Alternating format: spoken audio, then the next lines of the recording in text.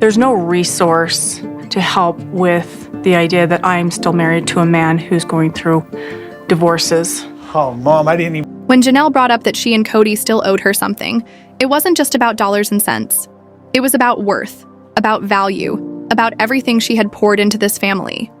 She said she wanted her share of the property and reimbursement for the money she had invested into Robyn's house. Beneath her calm words, though, was a plea. Please, someone, recognize what I've given, what I've sacrificed, what I am to this family. And then came the moment that made viewers choke on their morning coffee.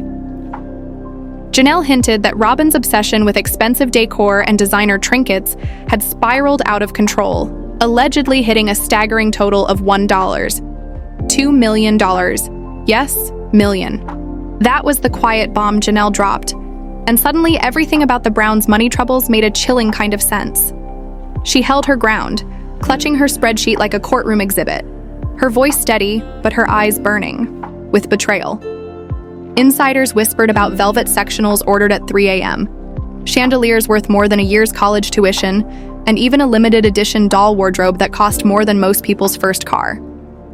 All of it allegedly pulled from shared accounts at the very same time Janelle was scraping together pennies just to finish drywall and wiring at Coyote Pass. The imbalance was glaring, and the tension in Kody's silence spoke louder than words. While he tried to shield Robyn from blame, Janelle's evidence told a story too sharp to ignore. The scene itself was unforgettable. The room fell still, cameras catching every twitch, every glance. Crew members froze as Janelle slid one single receipt across the table. It showed a custom Italian marble fireplace mantle, shipped overnight to Flagstaff. Kody attempted a half-hearted smile, but the tightening of his jaw betrayed him. His eyes darted toward Robyn, who suddenly found a fascinating spot on the carpet to stare at. The temperature in the room seemed to drop as Janelle revealed she had already hired an independent auditor to comb through every Venmo transfer, PayPal notification, and household receipt since the family funds had been merged in Las Vegas. If need be, she would take it all the way to court. Whispers swirled that Kody and Robyn had forgotten the lean years, the financial struggles that once bound them all together. But what truly had jaws dropping was a mystery invoice labeled only Special Order, Confidential Client, still unaccounted for. Some insiders believed that one line item alone could detonate the entire Brown family's fragile financial balance. And then came the dolls, Robyn's infamous rabbit hole of luxury spending. This wasn't a sweet little hobby. According to those who had dug through her Etsy history before it went private, Robyn had allegedly spent over $62,000 on handcrafted dolls and their couture wardrobes on Etsy alone. And that didn't include the glass-eyed collectible dolls, with manicured nails, some of which ran upwards of $500 apiece. What shocked fans wasn't just the spending, but the way Robyn described them in lengthy reviews. Romantic pairings between dolls, gushing over hairstyles, delighting when her daughters found the perfect boyfriend doll. At first, many assumed it was all for her children, but the tone of the writing soon shifted. Robyn began writing in first person, describing her own joy at dressing the dolls, arranging them for tea parties, and creating elaborate fantasy storylines. The internet went into overdrive when one image surfaced: a doll with chestnut curls, a pearl choker, and a satin gown, sitting in what appeared to be a miniature replica of Robyn's own Flagstaff living room, complete with matching throw pillows. The resemblance to Robyn herself was uncanny, so uncanny that fans jokingly nicknamed it Mini-Me Robyn. But the laughter soured when receipts revealed over 500 Etsy transactions since 2022, many for duplicate outfits in multiple colors, matching tiaras and custom doll jewelry. One pair of tiny diamond earrings, according to insiders, cost more than one of Janelle's monthly mortgage payments. Janelle had been trying to balance her books when she began to notice withdrawals categorized as gift expenses and personal decor. She didn't put it together until one of the adult kids allegedly showed her Robyn's Etsy profile and said, "You might want to look at this." That was when the walls closed in, and ironically, it was the walls themselves that told the real story. Because Robyn's spending spree wasn't limited to dolls. The decor inside her Flagstaff mansion painted its own picture. Guests described silk curtains that cost $2,000 a panel, Italian chandeliers imported from boutique shops in Scottsdale, and framed art pieces that mirrored $15,000 gallery finds. Even the throw pillows reportedly had a dry cleaning schedule. It was luxury upon luxury, piled high while other wives lived in modest rentals. Janelle admitted she had always thought Robyn's walls seemed busy, but now that word took on a whole new meaning. Busy meant bougie, and bougie meant expensive, painfully expensive. And everywhere you looked in Robyn's house, there was proof. Custom fixtures, silk accents, even a coffee table centerpiece that seemed suspiciously like a genuine quartz. Geode. Each room shimmered with wealth, each corner dripping in design. Robyn explained she just liked creating peaceful spaces. But for Janelle, the truth was clearer than ever. This wasn't peace. It was a palace. And it was a palace built on family money. I kind of feel that way about everybody, because I feel like everybody's kind of like, oh, we're retiring. Our kids are growing up. And the breaking point came on what was supposed to be a simple birthday celebration. While the grandkids played in the backyard, Janelle noticed more than just balloons and laughter. Her eyes caught on the new landscaping, the raised flower beds, the custom outdoor lighting, and the barbecue setup that looked straight out of a professional showroom. But the crown jewel was the new playhouse. It wasn't a toy. It had a miniature kitchen, working windows, even a proper shingled roof. Rumor placed the price tag at nearly $90,000. When Janelle asked about it, Robyn reportedly brushed it off with a serene smile, saying it was an investment in joy. That night, Janelle went home and began adding up the numbers: art, furniture, landscaping, lighting, rugs, playhouses. By the time she was done, she realized Robyn's decor alone might have already eclipsed everything they had spent on Coyote Pass. And then came the receipt that made her stomach churn. Hidden among PayPal transfers, Janelle discovered an account she didn't recognize.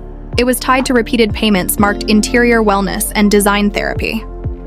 At first, she assumed it was a wellness coach or a home organizer Robyn had hired, but the dates matched too perfectly with every big reveal Robyn had made inside her Flagstaff mansion. Christine's daughter stepped in to help cross-reference vendor names, and suddenly the red flags were everywhere. Over 500 separate transactions, some small, some in the thousands, all pointing to luxury purchases funded from shared family money. One insider whispered that Janelle uncovered a single month where Robyn had allegedly spent over $21,000 on mood lighting and imported throw blankets. The next month, nearly $15,000 was gone, tied to custom shelving, and something called a scent curation consultant. As absurd as it sounded, the receipts suggested it was very real. The most damning evidence, though, was the digital trail leading to a boutique that specialized in ultra-discreet decor procurement for private clients. Janelle's church friend, a former real estate stager, recognized the name immediately. They design homes for pro athletes, she told her, and that's when it clicked for Janelle. If Robyn had been buying from them, it wasn't just expensive, it was astronomical. Janelle stopped speculating and began documenting. Each suspicious charge went into a binder: names, dates, amounts. The list ballooned quickly: custom sconces, designer rugs, a hand-carved wood credenza trucked in from Oregon, and even whispers of a temperature-controlled display cabinet just for Robyn's doll collection. One mysterious invoice labeled Vintage Display Preservation suddenly made more sense. The tension boiled over during a family Zoom call. Kody casually mentioned that Robyn had hired a little help decorating the upstairs hallway, and Janelle went silent. She muted herself, stood from her desk, and poured a glass of wine, something her children swore they had never seen her do in the middle of family drama. When Christine called afterward to check in, Janelle's voice was calm, almost too calm. "I think I'm going to have to lawyer up," she said. It wasn't a threat. It was a decision already made. Christine knew the tone well. It was the voice Janelle used only when her mind was set and there was no turning back. Sitting on Christine's couch with coffee mugs in hand, Janelle laid out her plan like a strategist preparing for battle.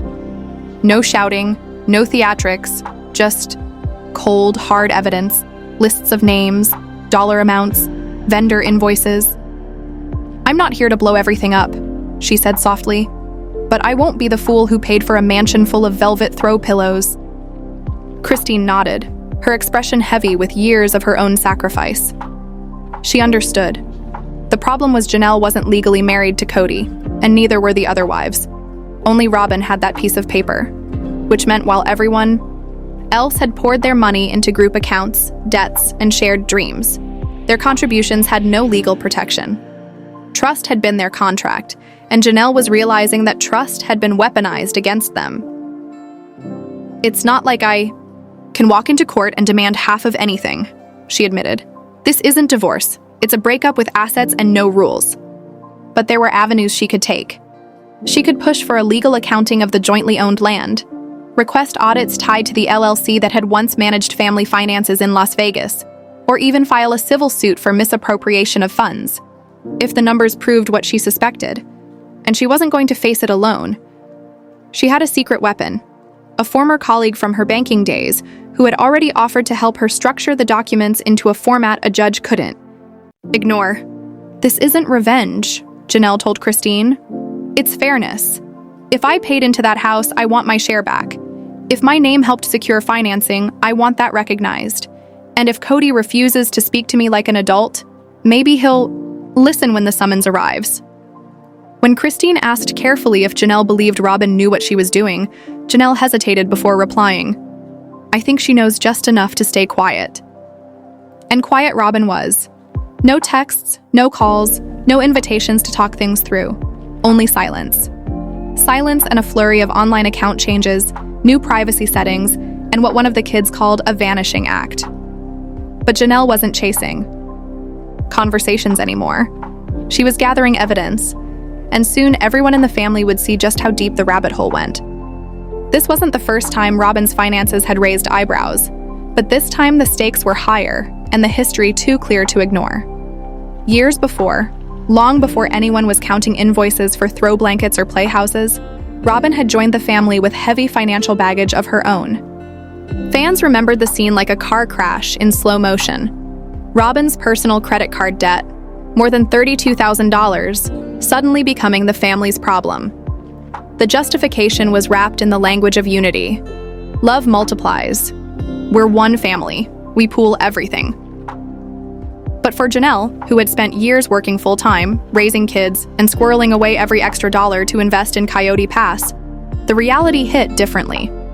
She was pouring in while someone else seemed to be draining the pot dry, and the pattern didn't stop. Robyn liked to insist she was budget conscious, bragging once that she saved pennies on groceries and tucked the extra into an envelope to pay for her infamous Hawaii vacation with Kody. But Janelle wasn't buying the story.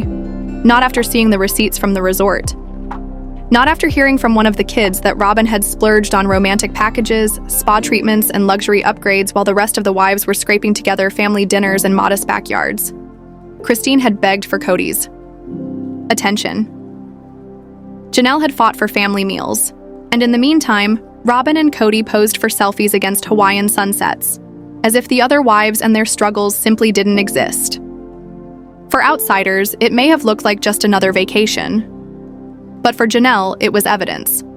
Proof that the financial scales weren't just uneven, they were shattered. And it stung all the more because she had seen the contrast firsthand. While Robyn's home gleamed with new furniture, designer rugs, and seasonal floral arrangements, Janelle was still patching roof leaks with her own hands and stretching bulk pantry staples into meals. She had once looked at Robyn's house and thought, wow, it's beautiful. But now, all she saw was a palace built with money that didn't feel like it belonged to Robyn alone. Janelle admitted in a confessional, "I used to look at Robyn's home and think, wow, it's beautiful. But now I look at it and ask myself, at what cost?" That realization hit her hard, especially once she saw that Kody and Robyn weren't just sharing a life together, they were sharing everything, from the house payments to the utilities, and even Kody's latest obsession, his gleaming fleet of trucks. Insiders claim he hadn't bought just one or two, but multiple new vehicles in the past 3 years. When Janelle discovered what they cost, she realized the spending spree wasn't only Robyn's secret indulgence. This was a partnership, complete, with matching rings, luxury jewelry, and apparently, matching credit limits. What stunned her most was that Kody wasn't even hiding it anymore. For years, Kody had prided himself on being the provider, the family's backbone. But lately, his role looked less like leader and more like showroom salesman. While Janelle fought for answers about paying off Coyote Pass, Kody was busy parading new trucks around town, boasting on camera that he basically had a fleet. To him, it was a shrug. To Janelle, it was a gut punch. The evidence kept piling up. The trucks, the jewelry, the designer decor, even that doll cabinet. And with each splurge, Janelle's patience thinned. Her kids noticed too. Gabriel bluntly told a cousin, "It's the audacity. He acts broke when we can literally see the receipts hanging from his neck." Maddie, meanwhile, cut off contact completely. As Janelle explained, she doesn't want her dad around unless he's present and consistent. And let's be honest, that hasn't happened in years. The final straw came when Janelle confronted Kody over a very specific transfer she believed had been pulled from the family's, emergency fund. That account was supposed to be for the kids' medical needs, but instead Robyn suddenly had a brand new patio set. Kody brushed it off as coincidence, but Janelle's accountant friend had already flagged it as misuse of communal funds. Even Robyn, usually confident, started to look nervous. Sources say she was overheard urging Kody to lock down the paperwork and stay quiet. On camera, her tone shifted. Less crying, fewer excuses, shorter answers. Behind closed doors, she reportedly even skipped a scheduled producer meeting for the first time ever. And then came the bombshell.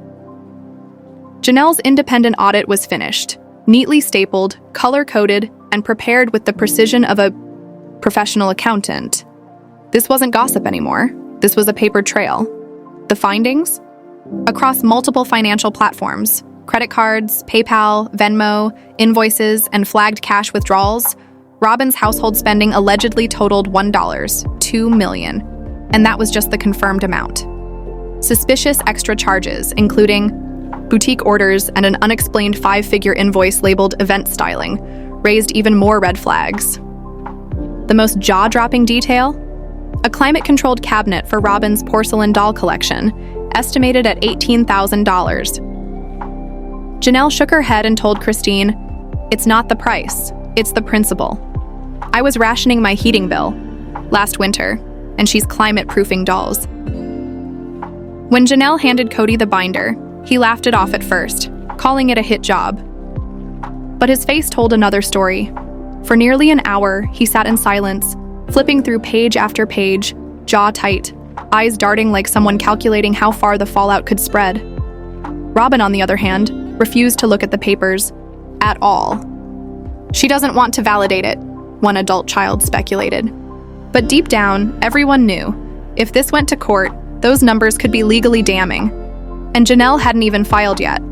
The threat alone was enough to send the family into panic. Meanwhile, Kody tried to control the narrative online, posting cryptic quotes about betrayal and loyalty. But his words rang hollow when fans noticed his brand new outdoor kitchen with granite countertops and a custom smoker. One commenter nailed it. "Can't fix your family, but you've got time." For custom grout. The question now wasn't whether Janelle had proof. It was what she would do with it. Filing would mean no turning back. This wasn't just about money anymore. This was about legacy, about respect, about exposing how Kody's so-called dream of building a dynasty had really only built one house, for one wife. Janelle's focus now was securing her future, protecting her kids, and reclaiming her investment. Christine, who had walked this road before, encouraged her. "You don't owe anyone silence. You owe yourself justice." But then came the twist. Not from Christine, not from Mary, not from Janelle's kids, but from Aurora, Robyn's daughter. During a sibling group chat, Aurora casually defended her mom's spending by saying, "Well, it's not like we asked her to buy all that stuff. Dad said it was okay." That one line, screenshotted and shared instantly, detonated like a bomb. Because for years, Robyn's defense had been that she was simply misunderstood, just trying to live modestly. And now, her own daughter had confirmed what many suspected. Kody wasn't just enabling the spending, he was actively approving it. From that moment, it stopped looking like favoritism. It looked like partnership. The lavish decor, the jewelry, the trips, the upgrades, it all had Kody's fingerprints on it. And if Janelle's audit was right, that meant this wasn't just Robyn's doing. It was a financial alliance built at the expense of everyone else. Insiders say even Robyn has begun quietly discussing downsizing, not out of guilt, but out of fear. Because if Janelle moves forward with legal action, discovery laws could expose everything: tax records, transfers, receipts. And for someone who once dismissed her debt as no big deal, that could mean disaster. Now all eyes are on Janelle. She's calm, strategic, and prepared. No vague posts, no angry outbursts, just facts, figures, and receipts. And that terrifies Kody more than any screaming match ever could. Because this time, Janelle holds the power. This isn't about gossip anymore. It's about truth. And she's not backing down. So here's the million-dollar question. Literally, will Janelle take Kody and Robyn to court and finally expose everything? Or is there still a chance for a private truce before it all explodes? Tap like if you're rooting for Janelle, drop your thoughts in the comments, and don't forget to subscribe, because the next twist in this saga is coming. And trust me, you won't want to miss it.